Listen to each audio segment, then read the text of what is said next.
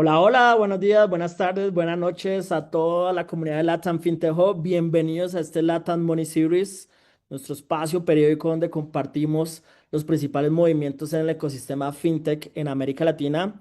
Y bueno, qué bueno tenerlos aquí nuevamente para que hablemos un poquito de todo lo que está pasando en la región.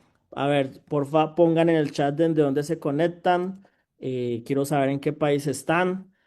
Creo que ahí ya todos pueden comentar, ¿cierto? Ahí está Juan de Colombia, María Cristina, Ecuador, Medellín, Latinotype desde Chile, México. Pongan qué empresa tan está buenísimo, Medellín. Bueno, equipo, arranquemos. Hoy tenemos una sesión bastante interesante. Vamos a hablar de un fenómeno que está pasando en toda América Latina y es entender cómo va este movimiento de interoperabilidad en Colombia, en Ecuador, en Dominicana, en Panamá y en todos los países donde están buscando interconectar cada vez más los flujos de pagos y los flujos de datos en la región. Para eso hemos traído a cuatro expertos tremendos que conocen muy bien, han ayudado a orquestar y a implementar y entienden cómo funciona este tema de interoperabilidad en nuestros países. Voy a empezar a llamarlos a uno por uno al escenario para que se presenten. Arrancamos con nuestro partner, con el cual estamos habilitando este espacio desde Miami, pero también desde Caracas, Ujú. Angelo Cirilo. Él es líder de operaciones en IUBT, un habilitador tecnológico que acompaña a muchísimas entidades financieras a poder modernizar sus canales digitales y sus estrategias antifraude. Angelo, bienvenido a la Tanfitejo, ¿cómo estás? Hola Edwin, gracias por el espacio y bueno, muy feliz de compartir con estas personas, con estos pares y amigos de casa este tremendo espacio. Muchas gracias. Gracias a ti. Cuéntanos de IUBT, ¿qué están haciendo? ¿Qué hacen?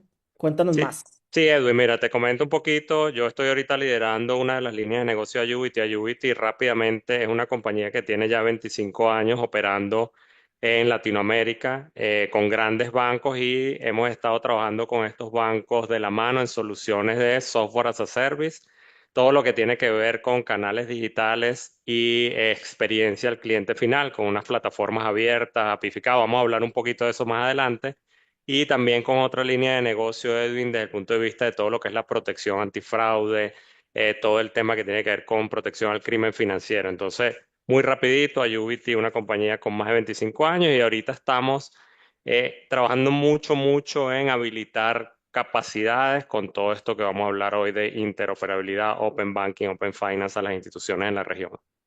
Genial, Angelo, qué bueno tenerte por acá y muchas gracias Gracias. por acompañarnos. Ahorita te escuchamos un poquito más de lo que están haciendo. Gracias, Edwin. Voy a invitar a nuestra siguiente panelista, la mujer que nos acompaña hoy, pues lidera todo el tema de desarrollo de productos y servicios electrónicos en Colte Financiera, una compañía de financiamiento de mucha trayectoria aquí en Colombia y que está haciendo cosas interesantes en el ecosistema. Claudia, desde Medellín, bienvenida a Latam FinTech, ¿cómo te va? Edwin, muchas gracias por la invitación. Bueno, es un honor ser la cuota femenina para este equipo de expertos que has invitado a este espacio. Como bien lo mencionas, pues soy la líder de desarrollo y productos y servicios electrónicos de Colte Financiera. Y bueno, vamos a hablar de qué estamos haciendo, cómo es los jugadores como Ubiti, Neurona le están generando valor a nuestra compañía y cómo también estamos cumpliendo con la normativa, con temas de VAS y demás. Muchas gracias por este espacio. Genial, Clau, qué bueno tenerte por acá. Me encanta esa vista que tienes atrás del mar de Medellín. Y bueno, ahorita nos cuentas más que están haciendo en Colte. Bienvenida. Gracias. ¿Listo? Ahora quiero invitar al doctor Freddy Castro. Él lidera FECOLFIN. Es la organización que integra todas las cooperativas con actividad financiera en Colombia, con una trayectoria muy importante liderando la conversación de inclusión financiera en el país. Y bueno, representan las cooperativas, muy importante este tema de interoperabilidad. Don Frey, bienvenido a la FinTech. ¿Cómo vamos? Doctor Edwin, me alegra volverlo a saludar. Muchas gracias por esta gentil invitación y muy honrado de estar con estas personas que nos están viendo desde toda la región. FECOLFIN, para que todos lo tengamos en el radar, es el gremio que representa al Sistema Financiero Cooperativo de Colombia. ¿Y el Sistema Financiero Cooperativo de Colombia qué es? Son 173 cooperativas de ahorro y crédito, son dos bancos del sector solidario, dos bancos cooperativos, es una compañía de financiamiento y adicionalmente son cuatro cooperativas financieras. Muy chévere. Ahorita yo sé que la agenda del sector solidario está bastante interesante, entonces nos vas a contar un poquito desde el lado de las cooperativas cómo están viendo todo este fenómeno de pagos que está pasando. Freddy, bienvenido. ¿Listo? Y bueno, y por último, después de un producto tecnológico, una entidad financiera, el sector solidario, pues traemos a una fintech que desarrolla procesos de integración, sobre todo en negocios transaccionales para entidades financieras, que hace parte incluso también del mismo holding financiero de UBT. Y bueno, ellos son Neurona, aquí está su CEO, Manuel Sicar. Bienvenido a Latam FinTech, ¿cómo vamos? Hola Edwin, muy bien. Hola a todos. Pues nada, contento de estar aquí, poder hablar un poquito de lo que hacemos, cómo aportamos y qué visión tenemos hacia adelante. Creo que estamos en un momento muy bonito para estar en el mundo de pagos, y la interoperabilidad es la palabra ahorita clave. En Neurona nosotros lo que hacemos típicamente es ayudar a entidades financieras a que se abran hacia el mundo de los procesos transaccionales de pagos, conectándolos con sistemas de transferencias cuenta a cuenta y ayudándoles en sí en todo el proceso operativo. Es decir, no solamente generamos un producto, sino que ayudamos a la entidad financiera a que resuelva uno de sus dolores más grandes, que es cómo operar todo esto.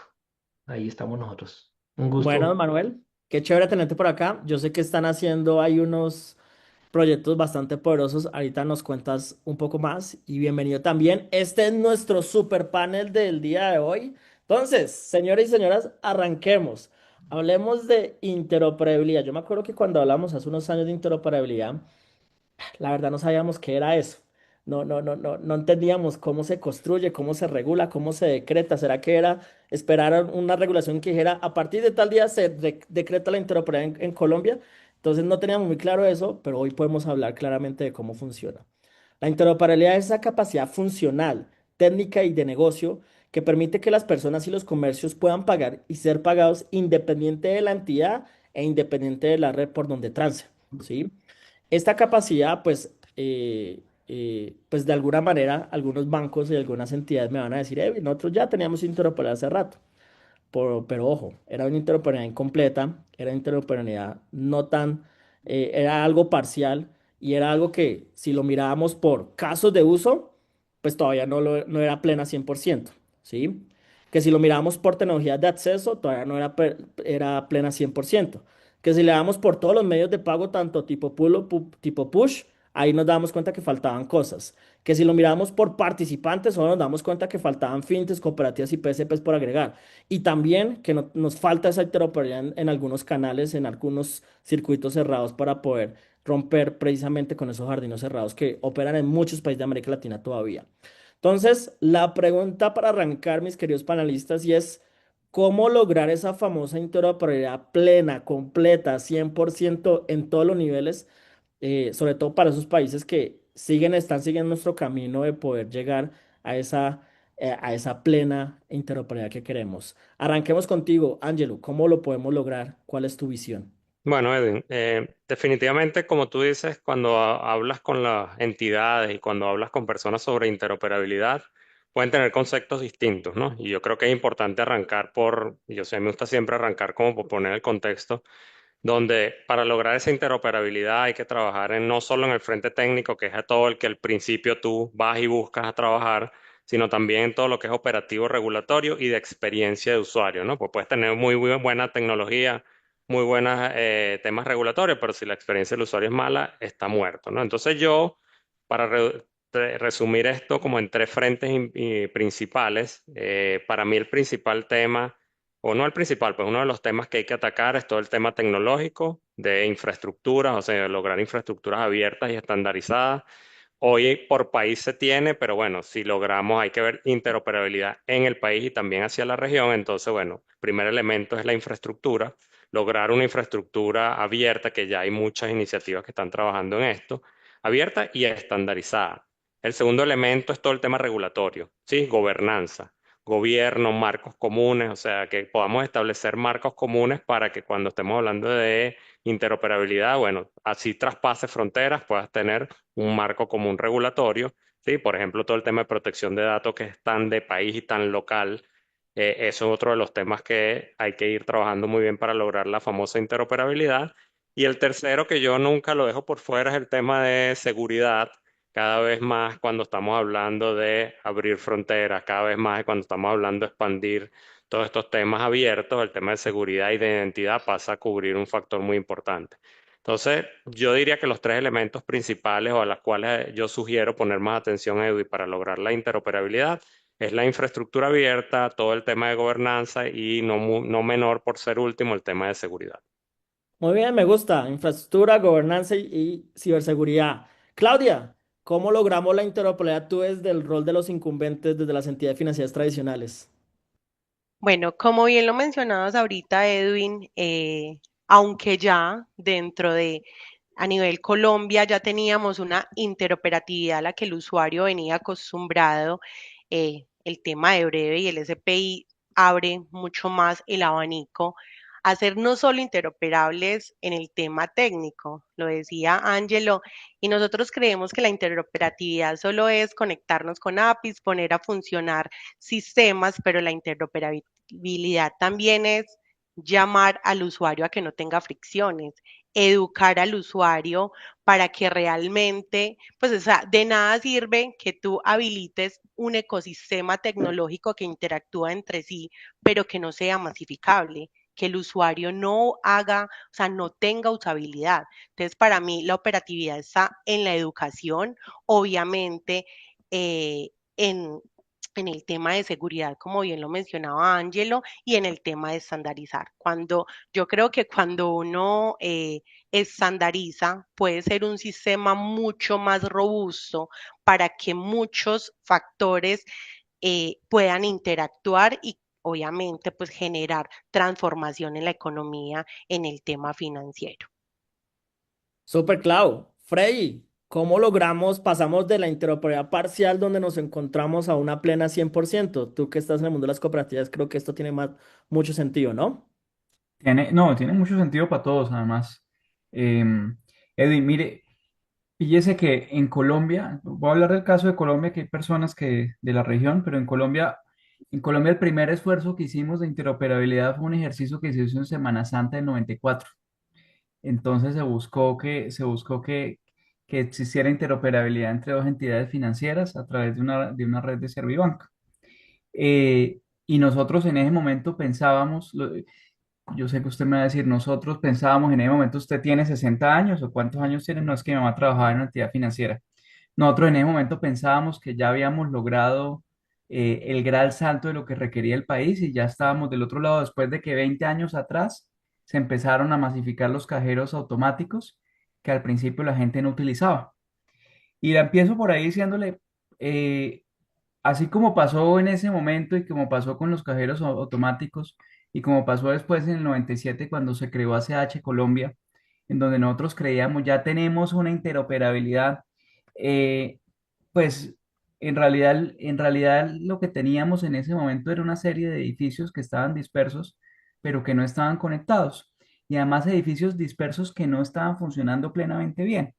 Entonces, para responder la primera pregunta y retomando esto, lo primero es que, ¿cómo lograrlo? Hay que seguir trabajando. Buena parte del resultado que uno obtiene en la vida, es,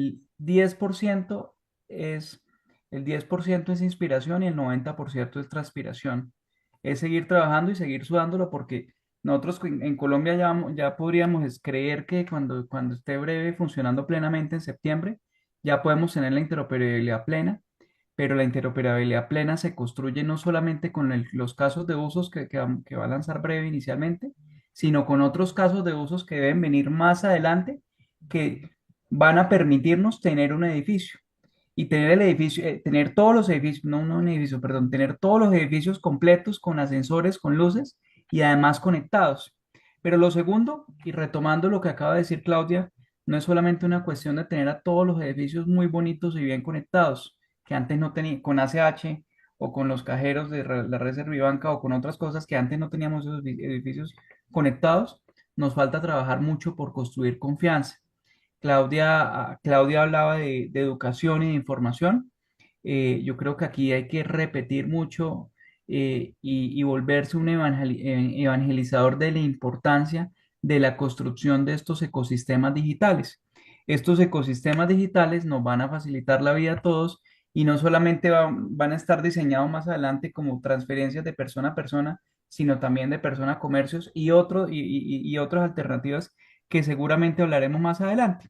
Y tercero, ya con esto termino, y esto es un reto para todas las organizaciones, no solamente las del sector solidario, recordar que la transformación digital o la innovación la innovación de cara a los usuarios es un reto que nunca termina.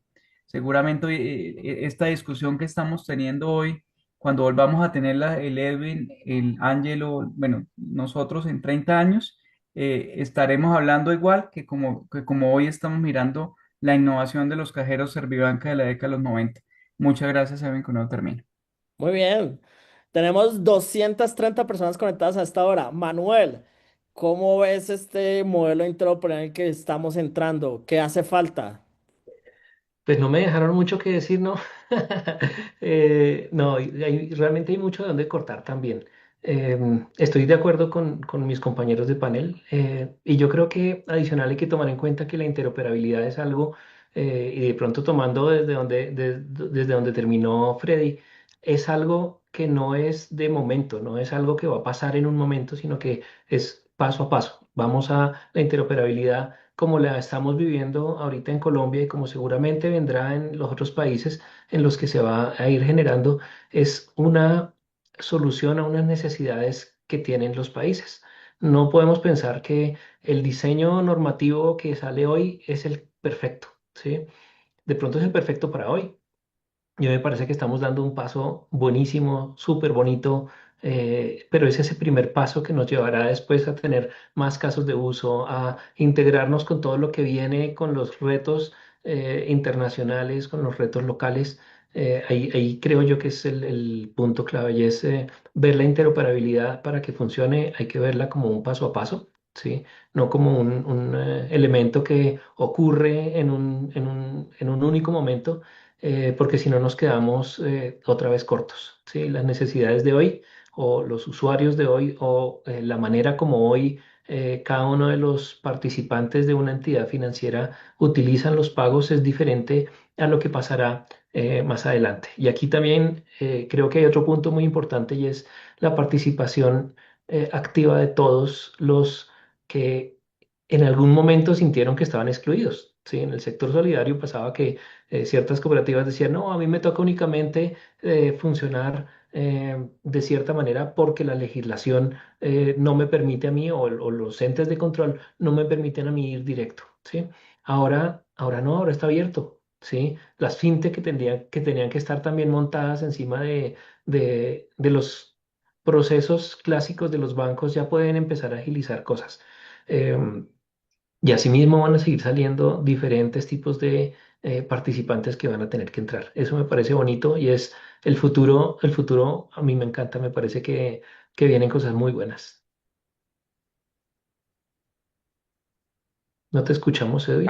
Muy bien, me encanta este primer round que tuvimos acá. Creo que ya vamos ahí navegando un poquito. Empecemos a profundizar, señores. ¿Listo? Y hablemos, les traigo unas cifras de contexto. Vayan dejando sus preguntas ahí, todos los que están conectados que quieran hacer a los panelistas. Porque esto es lo que estamos viendo en este momento a nivel global, ¿sí? Y es que vemos cada vez más una convergencia en poder tener un modelo que garantice sobre todo la participación y la disponibilidad del sistema a múltiples actores, ¿sí? A algo que no solamente es exclusivo de los principales bancos, sino donde también entren fintechs, PSPs, cooperativas y actores no vigilados inclusive y que puedan también enviar órdenes de pago y transferencias de fondos a los sistemas de pagos bajo este nuevo estándar que están proponiendo los pagos inmediatos. Entonces, Manuel habló algo muy importante y es el acceso. Ese es el primer principio importante en el mundo de interoperabilidad porque hemos visto países en donde el acceso universal todavía no existe. De hecho, en el caso de Colombia les boto un dato. Todavía hay 40% de entidades vigiladas que no están conectadas al sistema de cuentas únicas de depósito del Banco Central, del Banco de la República. 40% de vigiladas. ¿Qué pasa con las no vigiladas? Mucho más aún. Entonces eso demuestra que hay todavía un problema de acceso a este tipo de sistemas de pagos. La tendencia que estamos viendo, como se los mostraba, es abramos el ecosistema. Entonces, Manuel, ¿por qué tenemos que abrir el ecosistema? ¿Por qué es importante la participación de diferentes tipos de entidades como fintechs y PSPs?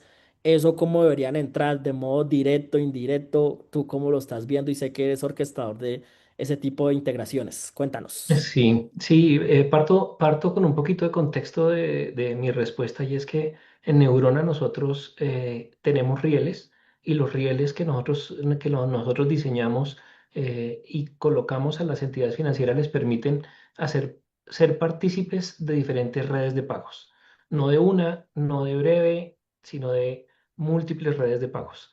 Eso les da la capacidad a las entidades financieras que utilizan este tipo de rieles de tomar decisiones que más les convengan, ¿sí?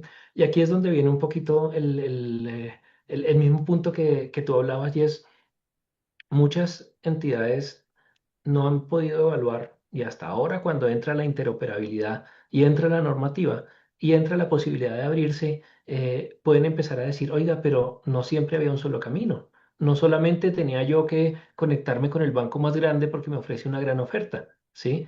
Eh, este, este ejercicio de sentarse y volver a pensar, yo creo que es una de las cosas más bonitas que está pasando ahorita. Entendiendo que no todo hay que votarlo. Hay cosas que funcionan, hay cosas que siguen siendo necesarias, ¿sí? Entonces, si bien uno dice, no, todo es inmediato, ok, pero hay tesorerías que mueven volúmenes y cantidades muy altas donde el esquema de riesgo no puede ser mandar de forma inmediata una transacción de montos muy altos. Siguen existiendo diferentes alternativas.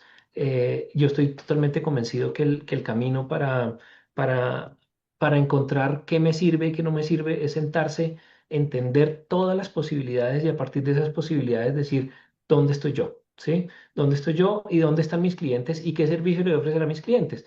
Estamos aquí, digamos que sentados, partícipes que estamos atendiendo el sector financiero y sector solidario y al entender que tanto las cooperativas, los bancos, las ZPs, las fintech, todas conformamos un ecosistema que en últimas va a atender a un usuario final, ¿sí? ¿Qué le doy a ese usuario final? ¿Sí? ¿Cómo construyo yo algo para que ese usuario final se vea atraído? Y para completar que no le cueste tanto, que es lo que todos queremos, ¿no?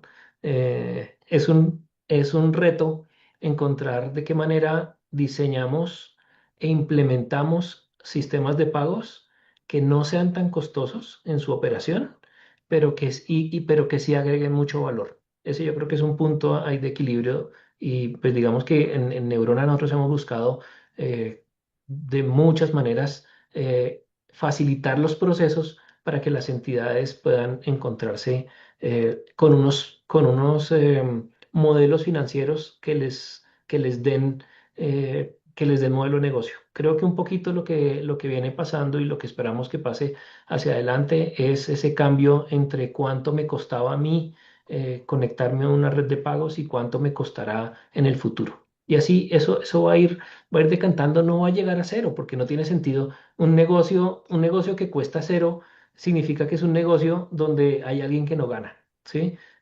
Aquí todos tienen que ganar, pero también el usuario final.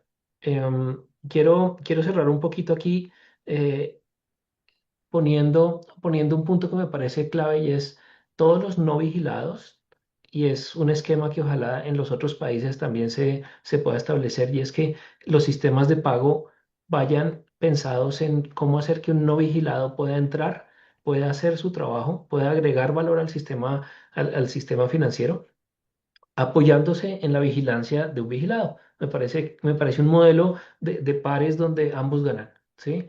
¿Y quién termina ganando? Definitivamente los nuevos que entran y no habían podido entrar antes. Es una buena puerta, yo creo que es un buen momento. Claudia, ¿vas a agregar algo? Sí, digamos que quiero ahí hacer una acotación a lo que estaba hablando Manuel y a lo que tú mencionabas, y es la cifra es bastante relevante para, para entidades que son vigiladas y no tienen este servicio, pero también creo que es una opción de negocio para los que somos vigilados, que tenemos el servicio, poder sponsorear a los que no y generar una co-creación de un modelo de negocio que sea efectivo, de acuerdo a lo que estaba diciendo Manuel, para todos los jugadores del sistema. Entonces creo que si bien la cifra es relevante, pues también es una cifra donde hay un terreno que se puede explorar en co-creación con esos que no están montados en el servicio como una oportunidad de negocio.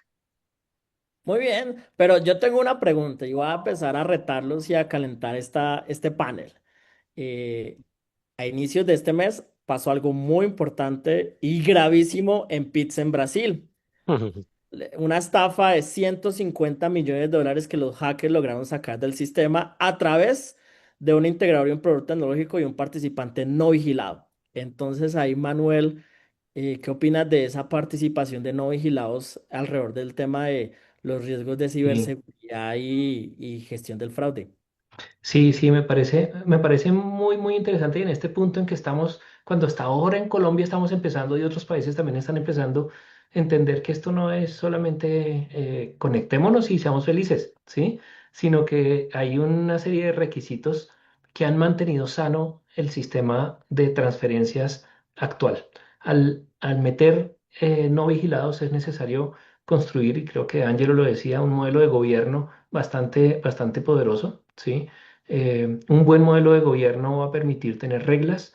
Y aquí hay una cosa que yo creo que es importante que los países lo manejen muy bien.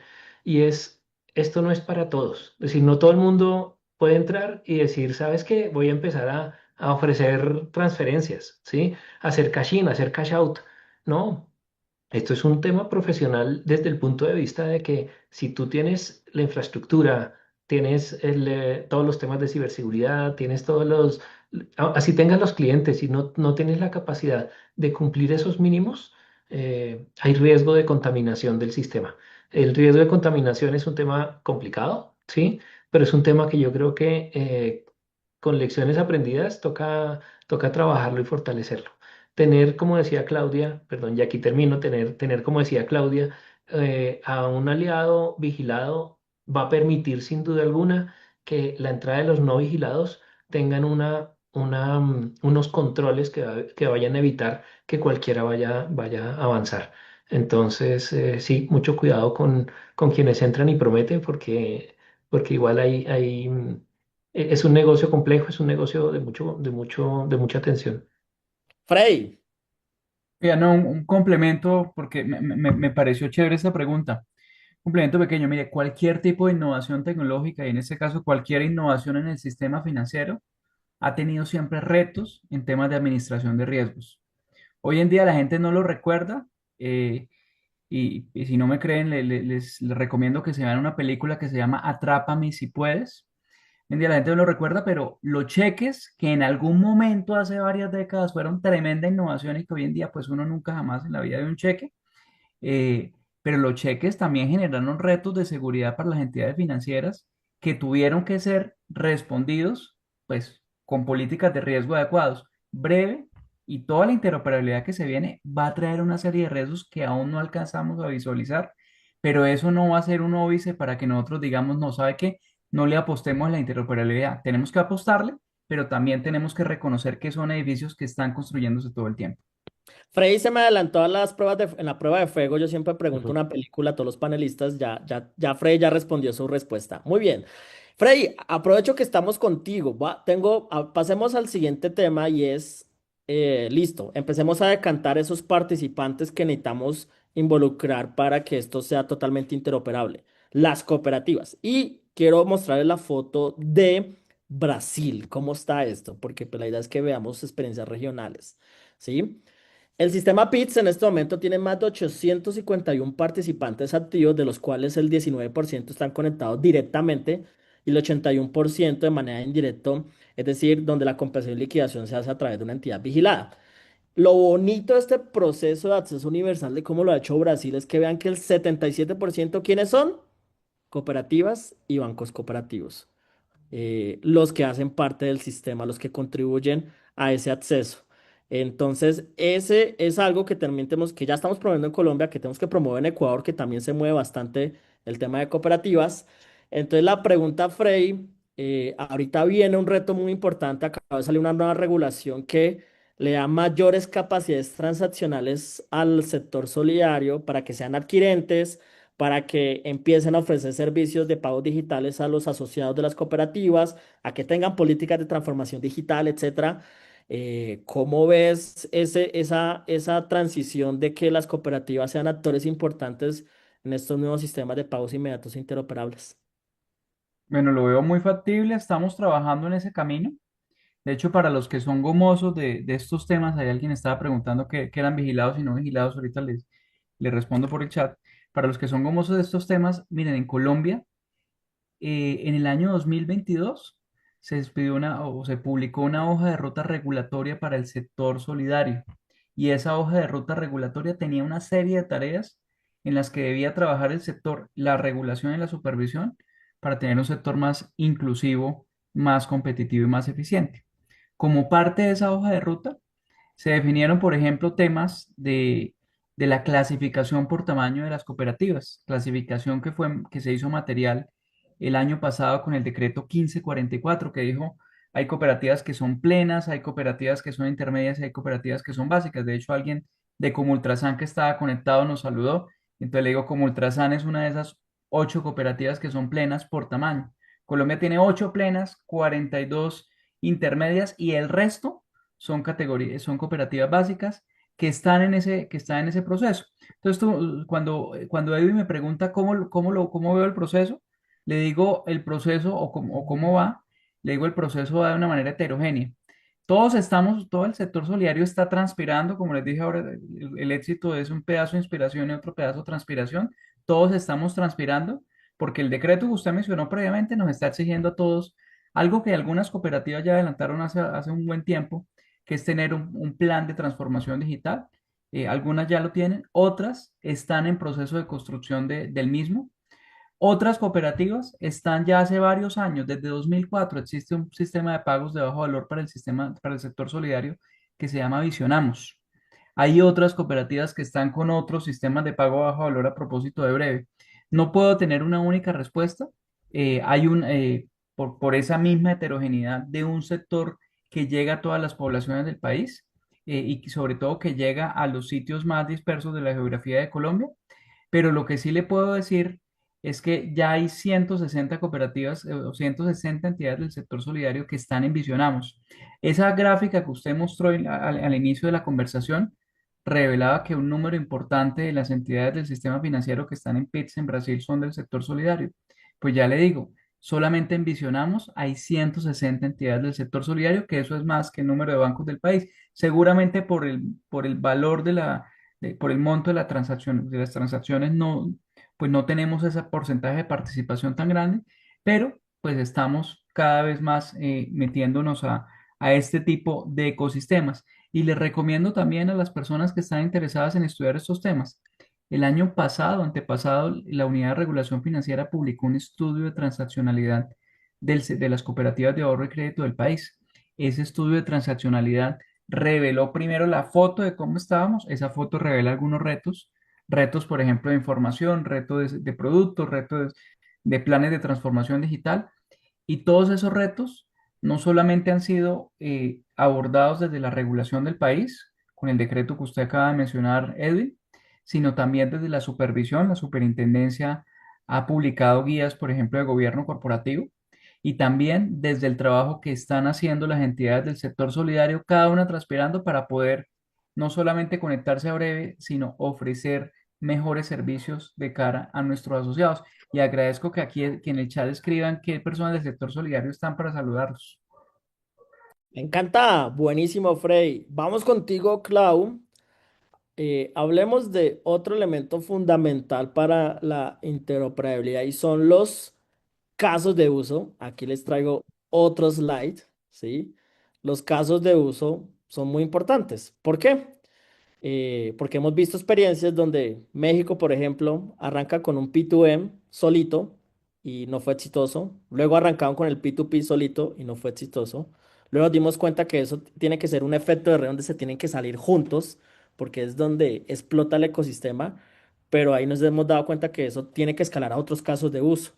Por ejemplo, el B2B, por ejemplo, los pagos de impuestos, los pagos de subsidios, etcétera. Entonces, en el caso colombiano, nosotros arrancamos con dos casos de uso regulados, pero necesitamos los demás casos de uso y en eso sé que las redes y las entidades y las fintech ya están trabajando en eso. ¿Cómo ves que debería avanzar esa agenda evolutiva rápidamente para que garanticemos una fácil adopción del sistema y no nos estanquemos? ¿Qué opinas, Claudia, de esto? Bueno, Evin, acabas de mencionar, por ejemplo, si nos comparamos con los sistemas de pago inmediatos que existen, por ejemplo, en el ecosistema eh, de Brasil y demás, que salió inicialmente con el P2P, como estamos saliendo nosotros en Colombia, vimos que a mayor escala las transacciones que generaron mayor monto fueron las de empresas. Entonces, yo creo que aquí empezamos con el que genera, con el que es mucho más intuitivo, pero si miramos en temas de volumetría y transaccionalidad, el tema de las empresas y de los comercios es muy importante. Tú lo mencionabas, dispersiones de subsidio, pagos por ejemplo, pagos recurrentes. Hoy no, digamos que se vislumbra dentro de lo que Colombia está tratando de hacer, que ya hoy Brasil lo tiene, que es los pagos automáticos, esos pagos recurrentes, o lo que nosotros llamamos domiciliados. Deberíamos llegar hasta allá para que realmente sea una interoperatividad automática, natural y transparente. Había una pregunta en el chat. Hoy en Colombia a ti te aprueban un crédito y tienes que abrir una cuenta de ahorros en esa entidad para que te lo desembolse. No, qué bonito fuera que a través de esa interoperatividad te desembolsen el crédito en una cuenta que ya tú tengas y que no tengas que hacer un trámite para que, para que sea mucho más natural y efectivo y en el tema de experiencia de usuario. Entonces, creo que si bien lo empezamos por la parte más intuitiva, pues el tema de las personas jurídicas es un ecosistema grande e importante, pues allí se genera la mayor volumetría y transaccionalidad del ecosistema. Y acabamos de escuchar hace poco un titular de una fintech que está creciendo bastante, que llama Cobre. que ya se está lanzando como ese primer participante indirecto para hacer pagos empresariales B2B, pago a proveedores eh, a través de Breve. Clau, ustedes en Colte, ¿qué también están viendo? ¿Qué le están viendo las fintechs? Porque yo sé que ustedes trabajan con muchas fintechs, son habilitadoras en eso. Sí. ¿Cómo están trabajando ahí? Sé que hay un tema de cuentas Q, ¿cómo lo manejan?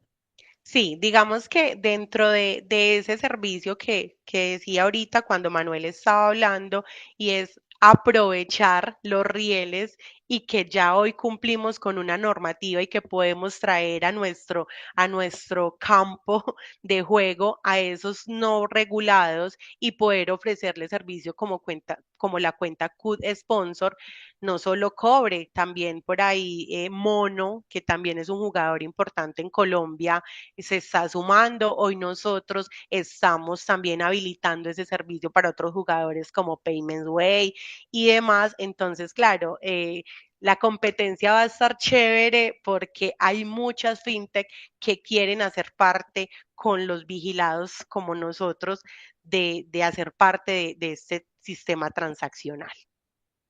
Súper claro, muchas gracias. Me encanta todo lo que están haciendo con las fintechs. Bueno, me voy ahora con Angelo. Ya hablamos de interoperabilidad por participantes, hablamos de interoperabilidad por casos de uso, ahora hablemos de interoperabilidad por canales y tecnologías de acceso, ¿sí? Tecnologías de acceso por esos mecanismos que nos permiten eh, capturar un pago, sea una llave, un código QR, un datáfono, ¿sí? Y canales, pues no solamente la aplicación de banca móvil, sino también de cómo esto nos ayuda a tener interoperabilidad en cajeros, ¿por qué no? En kioscos, en sucursales físicas. Si yo quiero hacer una transacción, un pago inmediato interoperable en una agencia, el que lo quiera hacer, pues que lo pueda hacer sin problema en cualquier agencia de cualquier entidad.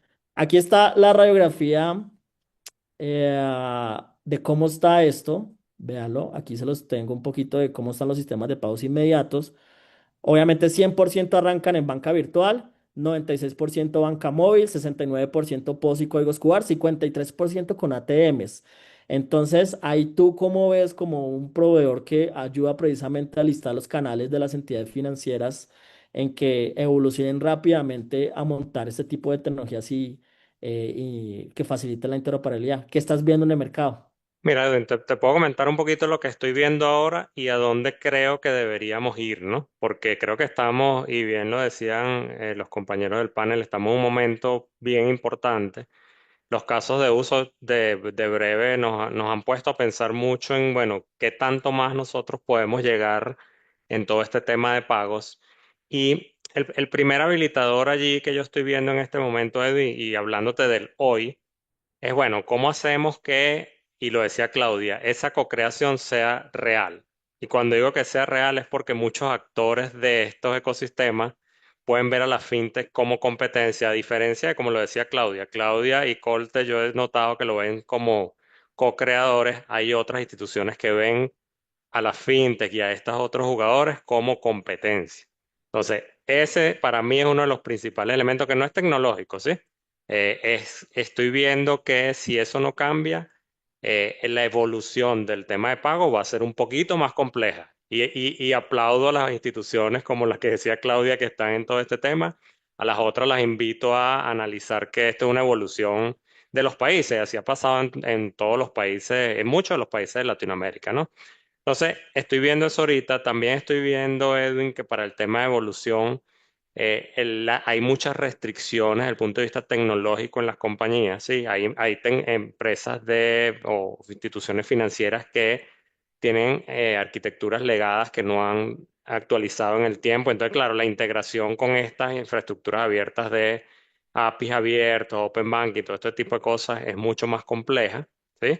Es otro de los elementos que he estado viendo y que nosotros en la compañía hemos estado viendo que hace falta o que son habilitadores para todo el tema de evolución de pago. Y a dónde creo que deberíamos ir, Edwin, y lo comentaba también Claudia, y la estoy referenciando, porque bueno, al final ella es la que es como nuestros clientes que están hacia ese cliente final.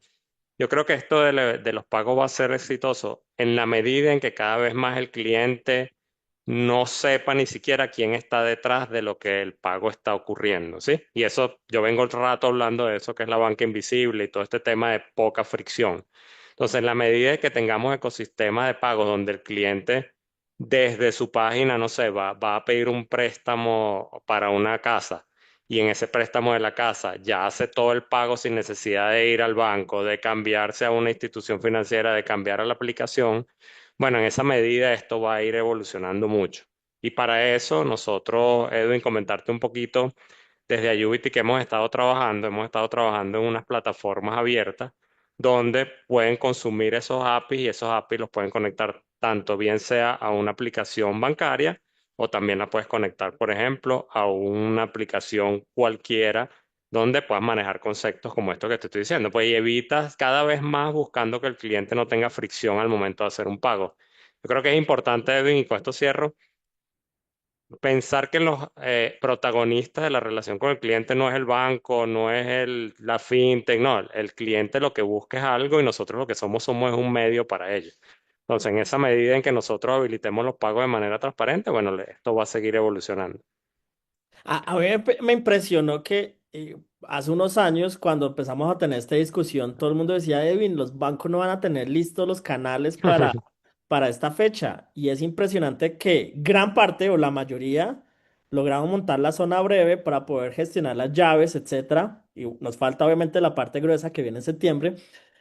Ahí cómo ves a las entidades en ese proceso de alistamiento de sus canales para esto. ¿Fue un reto? ¿Lo tenían controlado o No, definitivamente estaban crudos? fue un reto, Edwin, fue un reto y sigue siendo un reto. Yo creo que no ha pasado el reto porque ahorita estamos en el momento del registro de las llaves, el 22 de septiembre, donde vamos a ver, donde se quita el celofán, digo yo, y se abre el regalo, ¿no? Fue un reto porque, bueno, muchas instituciones se apoyaron en terceros como nosotros para usar módulos que ya teníamos y que estábamos desarrollando para esta normativa. Esas se aprovecharon, vamos a decirlo así, de aliados como nosotros para poder habilitar estas capacidades en el tiempo. Ojo, que no fue fácil decir, o sea, si yo te digo aquí, Edwin, que fue que Colte vino y conectó dos cables y la cosa funcionó, o otros clientes nuestros hicieron esto, no es así. Es el que lo diga aquí en este webinar está mintiendo, porque al final del día son cosas que estamos haciendo, estamos en otros países ya lo han hecho, en Colombia lo estamos haciendo ahora, pero lo interesante aquí es que para mí este es uno de los pasos más importantes que ha estado dando el país para poder realmente lograr la interoperabilidad. Al menos en la banca se vio y ya toda la banca tiene que ir a un lugar común, o sea, vamos a hacer algo, un concepto más cercano a co-creación y ahorita con lo de las cooperativas mucho más. Pero para regresar entonces a tu pregunta, Edwin, es un reto, no ha pasado el reto, muchas instituciones lo están haciendo por sí solas, y con un poquito más de dolor, otras se están apoyando en terceros con un poquito más, porque si ya el tercero lo hizo una vez, ya sabe cómo hacerla dos y tres y cuatro veces. Y yo creo que de los temas más importantes, como esta regulación ha cambiado, porque la que salió en mayo tuvo una modificación y no sabemos qué más va a venir, el tener un aliado que te esté haciendo esas modificaciones y tú como cliente puedas aprovecharte de eso, bueno, habilita y acelera mucho de estas cosas. Entonces, no ha pasado, yo creo que estamos en esa. Decirte que ya pasó el reto es complejo decirlo.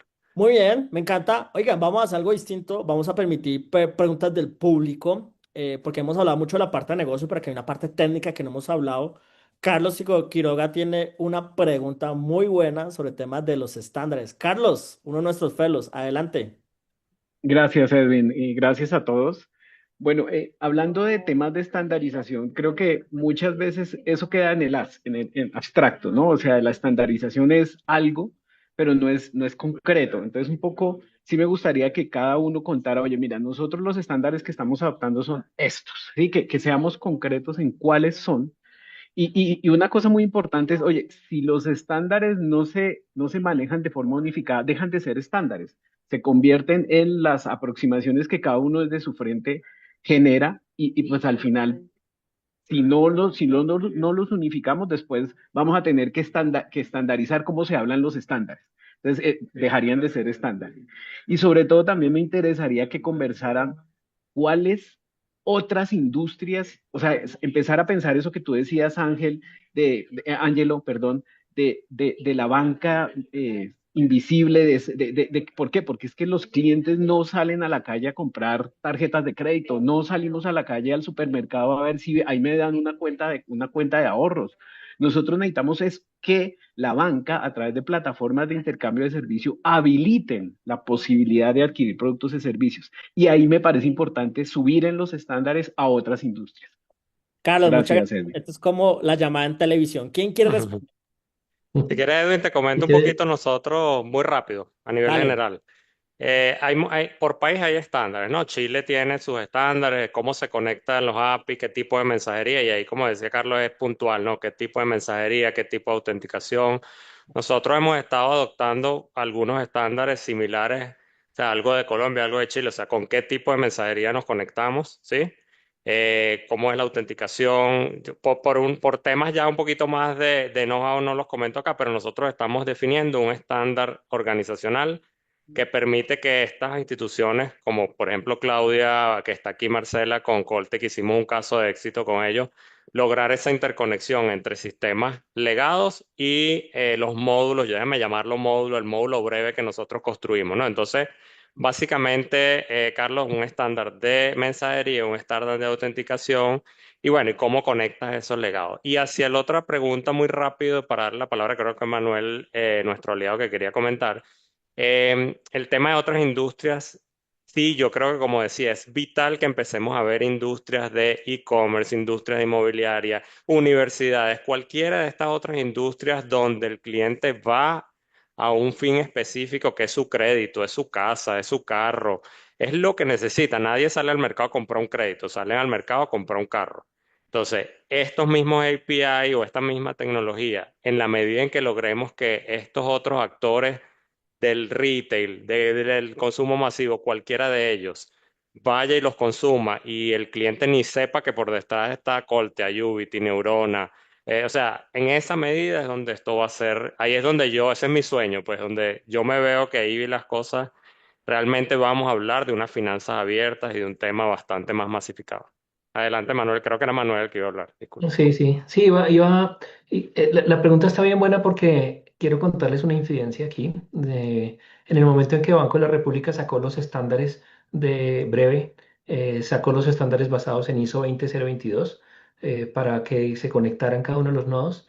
Y una de las cosas curiosas que salió es que después de que cada uno de los nodos tomó la decisión de cómo conectar a los participantes, resulta que los participantes, los nodos para conectar a los participantes no liberaron estándar ISO 20022, sino que liberaron cada uno su estándar. ¿Por qué? Porque vieron que podían agregar valor haciendo más cosas que simplemente el estándar ISO 20022, porque estamos construyendo sobre lo construido. ¿El mensaje cuál es? No importa qué estándar se defina, se van a definir estándares, pero sí o sí hay un punto en la capa donde ya el estándar se pierde, donde no es posible que tú digas, todo el país va a tener el mismo estándar de APIs y no importa con quién me conecte va a ser el mismo, no, porque cada uno de los particulares va a querer agregarles valor, ¿sí? Eh, y viene el otro lado del estándar. Eh, el, por ejemplo, Transfilla no define unas reglas muy obligatorias de en qué parte de la usabilidad iba a estar una transferencia. En breve sí, eso es un estándar. Los estándares de usabilidad yo creo que también deben ser tomados en cuenta dentro de los procesos, no solamente el estándar técnico. Y yo creo que ahorita lo que viene, y esperemos que sea así, yo creo que aquí todos estamos cruzando los dedos para que lo que viene de Open Finance nos ayude a tener más estándares. Eso pasa en Colombia y yo creo que hacia adelante y lo que nosotros hemos visto, por ejemplo, viniendo desde Reino Unido, es que no es fácil mantener estándares que crezcan y que versión tras versión vayan manteniéndose de forma universal, pero sí son como esa base, ¿sí? ¿Claudia? Bueno, digamos que también quiero como dar un apunte a lo que acaba de decir Manuel, y es cuando todo también está tan estandarizado y no hay una capa, permite que el sistema sea mucho más vulnerable.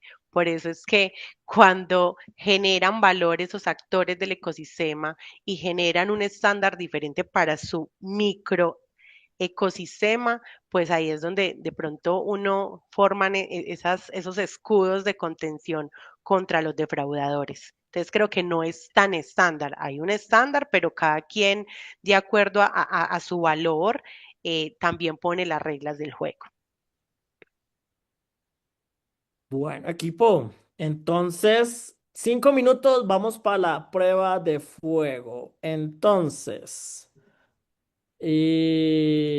denme un segundo, voy a compartir pantalla y lo vamos a ver acá.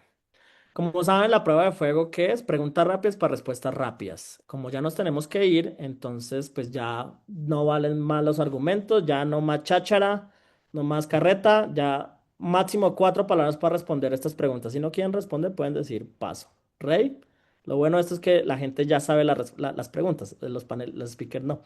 Entonces, arranquemos. Primera pregunta. Interoperabilidad y Open Finance. ¿Qué opinan de esto, Manuel? Mm, Creo que es la llave ganadora.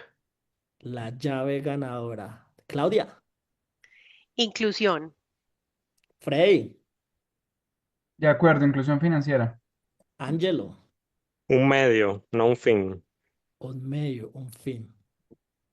Recomendaciones para Yapi, para CH Express, para esta discusión que están teniendo los nodos en Panamá, que en este momento no están interconectados, no son interoperables y están mirando mucho el modelo de breve. Lo digo, lo pongo esta pregunta porque hay mucha gente de Panamá conectada en este momento. Claudia, Para mí, que traigan a la mesa de discusión a todos los actores y generen la gobernanza desde esa creación. me encanta. Frey, Paso. Angelo, Apertura, humildad. muy bien. Manuel, Em, Entender, no, ser empático, pensaría yo. excelente. Stablecoins, ¿qué opinan de este mundo interoperable más allá con stablecoins? ¿Qué creen que va a pasar? Frey, Le tengo un poquito de susto ahora. Angelo, como el fantasmista, no mentiras. Sí, sí, sí, yo también como Freddy, respeto. Manuel, A mí sí me encanta. Creo que lo que viene de stablecoins y lo que viene de CBDC va a ser clave en el futuro de los pagos. Claudia, Yo creo que ahí falta todavía mucho conocimiento. muy bien, excelente. ¿Qué opinan de esto? Central Bank Digital Currencies, monedas digitales emitidas por bancos centrales. Angelo. Oye, de verdad que creo que falta mucho todavía, mucho, mucho todavía. O sea, lo veo todavía muy incipiente. Trump ya le acabó de negar que lo va a hacer, pero la ley Genius va a habilitar el tema de stablecoin. Entonces, vean para dónde va el mercado. Sí, Manuel, Em, sí, CBDC va a llegar, va a estar bien. Ya la Chain empezó a trabajar en eso para América Latina. Em, yo no lo veo tan lejos. Claudia, Yo creo que son oportunidades de negocio. muy bien, interesante. Una fintech de América Latina que admiren y por favor no digan las mismas de siempre, Nubank ni Mercado Libre. Puede ser colombiana, puede ser de afuera, de pagos, de crédito, de cualquier vertical. Ángelo, ¿cuál dirías? Que no sea Neurona, por favor. neurona, iba a decirte neurona. Me quitaste. No, no me puedes robar la respuesta, neurona. Manuel, no digas tú, por favor. No, no, no, mono. Se la quité a Mono, Claudia. suena mucho mono. Muy bien. Claudia, Bueno, Vayan y vean a Bloom, que es un crowdfunding que es muy chévere. En serio que tienen una fintech muy bonita. crowdfunding vigilado aquí en Colombia, totalmente Así es. independiente. Sí, señora. Freddy, Yo creo que Tri ha hecho cosas interesantes. ¿cuál? Tri, Tri, obviamente, una Investec, una WebTech, democratizando el mercado de valores. Señores, les tengo una invitación para el próximo jueves 14 de agosto. Si les gustan los temas de identidad y fraude, tenemos nuestro Identity Intelligence Tour, una jornada intensa para ver todo lo que está pasando en temas de IA para prevenir el fraude, en Paytex, lenders, neobancos, incumbentes. Nuestro próximo evento es Latam FinTech Hub. Invitados desde ya. Claudia, si quieres venir a Bogotá. Y bueno, y Ángelo también, si quieres venir a Bogotá, bienvenido. Gracias. Vamos a ir a El Salvador, vamos a ir a Chile, a otros países, entonces arrancamos con Bogotá, pasen por nuestra página y con esto pues cerramos esta sesión siendo las 12 en punto, me encanta la puntualidad de esto. Queridos Manuel, queridos Claudia, Frey, Angelo, creo que lo más valioso de la interoperabilidad es que ya dimos el paso, ahora necesitamos maximizar sus beneficios, necesitamos que esto llegue a todo el país, a todos los mercados, a toda América Latina y que países como Dominicana, Ecuador, Panamá, que nos están mirando de cerca, pues, ¿por qué no pensar en un futuro interoperable en toda América Latina? Yo creo que eso sería grandioso, ¿no? Señores, pues muchas gracias y bueno, nos vemos en la próxima sesión. Buen fin de semana a todos, que descansen. Gracias. Chao a todos. Muchas gracias. Hasta luego. Gracias. Hasta Bye luego. bye. Gracias.